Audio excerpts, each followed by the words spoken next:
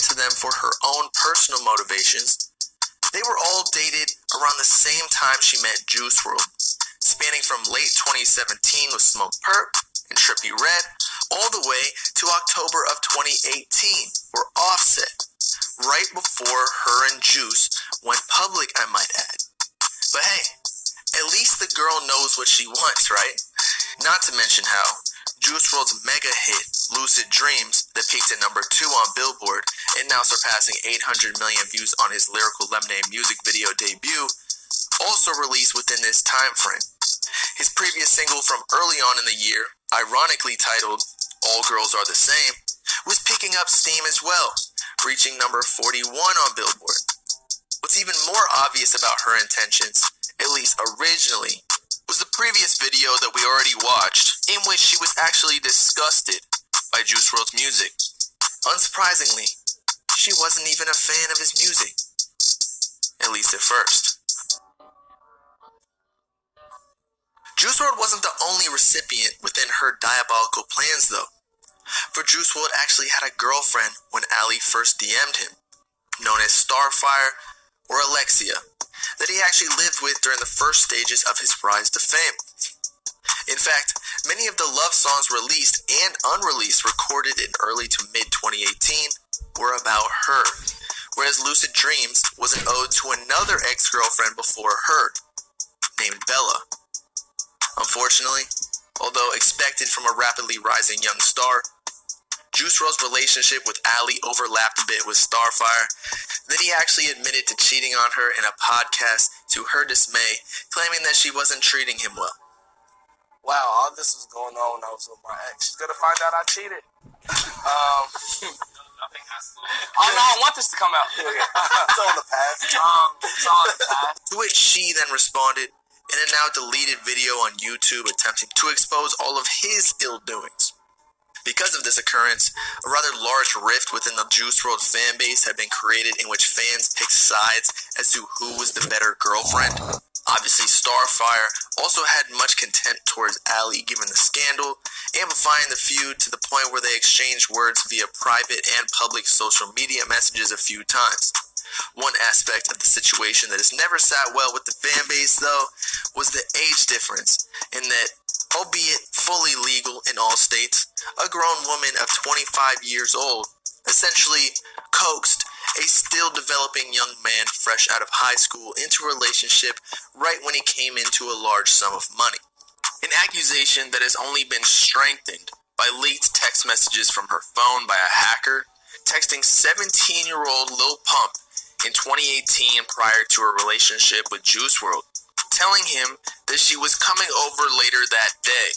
Regardless, the two were inseparable basically upon first meeting. But why exactly? Aside from the obvious. What some believe is their seemingly strong relationship was rooted upon avid drug use. Couples who do drugs together stay together, right? Or it's probably the opposite, to be honest. But it almost creates some sort of addiction effect, wherein when you do drugs and get a positive feeling, at least temporarily, while you're with somebody else, there are studies that when you think of that person later on, it again gives you positive feelings associated with the drug. But it was no secret what they were doing, especially due to the majority of Juice WRLD's released music's lyrics, subject matter, that he was abusing opiates. In fact, in an interview with Daily Mail, Starfire even claimed he would take up to 3 Percocets daily, mixed with codeine concoctions. Mind you, their respective relationship was prior to Ali Lottie, and therefore could have and likely did escalate his intake considering the easier access of being a famous rapper and the lifestyle that accompanies this job title. Not to mention, as we discussed earlier in the video, Ali's own habits and or potential connections to the drug business that likely even amplified his drug problems. For in several songs, Juice WRLD alluded to the possibility that his girlfriend, aka Ali Lottie at the time, was a drug dealer, or at least sourced the drugs for him. In the opening verse of a posthumous single, Wandered to LA, featuring Justin Bieber, he sang, "Maybe it's because my girlfriend is the plug." Although this bar and similar lyrics do conflict with Juice WRLD's public apologies to Ali on Twitter, whereby she allegedly left him temporarily due to excessive drug use. Perhaps she started off as the plug, but then she tried to halt the ever-growing issue before it was too late. One of the primary motivations Juice WRLD had to get clean was to bear a child. Apparently, he and Allie tried multiple times, suffering 3 miscarriages, one of which transpiring after he had passed away. For excessive drug use over a long period of time can actually permanently reduce one's fertility rate, and therefore, to leave a legacy, he had to make sacrifices. Allie even mentioned in an IG Live that he was actually planning to get treatment right before he passed away after all his international tour stops that he just flew back to the States from. I literally, the 8th he passed away, I had appointment for him on the 21st to go ahead and get his blood changed and to go ahead and start detoxing. And I told him that we'll do it together and I'll be right there with him, and because he wanted a kid and he wanted a kid so bad. And I was going to the doctors for a couple months. I didn't let him. He wanted to have a kid literally when we first started talking, and I was like, no, you need to wait. You need to I have dogs. Let's see if you can take care of dogs before you get me fucking pregnant, because I'm 26. I've been waiting. I'm good. I'm good. Unless you show me you're going to be the best dad in the world, I don't want. Go ahead, go in there. I don't want to have a kid. But I didn't have a dad. So I want to make sure my child has a good dad. Unfortunately, again, these plans didn't come to full fruition.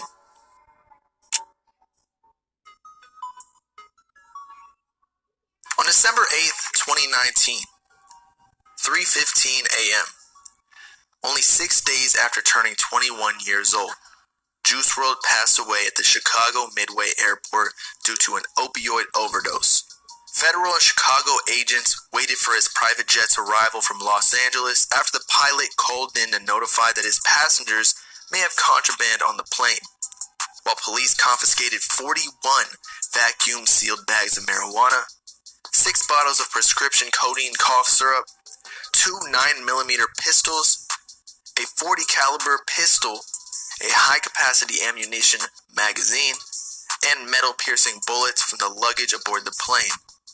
All the while, rumors spread from alleged unreleased surveillance footage that Juice WRLD inserted a pill, likely a Percocet, into his mouth to hide at least one piece of evidence from the police while all this was going down. But it seems his body couldn't take it any longer, for soon after, he suffered a seizure, to which medics administered Narcan to mitigate potential opioid effects after Allie informed them of his drug problem. Surprisingly, only 2 misdemeanor offenses persisted, those being Juice WRLD's 2 bodyguards receiving charges for illegally possessing firearms and ammunition. But what happened to the rest of the rather copious amounts of paraphernalia and their respective charges? Someone had to be blamed, right?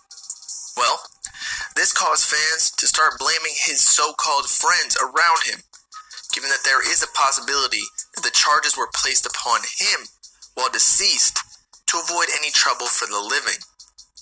Regardless of the morality or ethics of this situation, there is no way all of the contraband was just for him. It has been well over 3 years since Juice WRLD passed away, and his legacy still intact, potentially stronger than when he was alive, as many rappers unfortunately are not appreciated fully until they are gone. But I wouldn't say Allie Lottie has helped at all in this matter. Rather, quite the opposite. For it's no secret that she has been involved in a myriad of controversies since his death. But can you really blame her?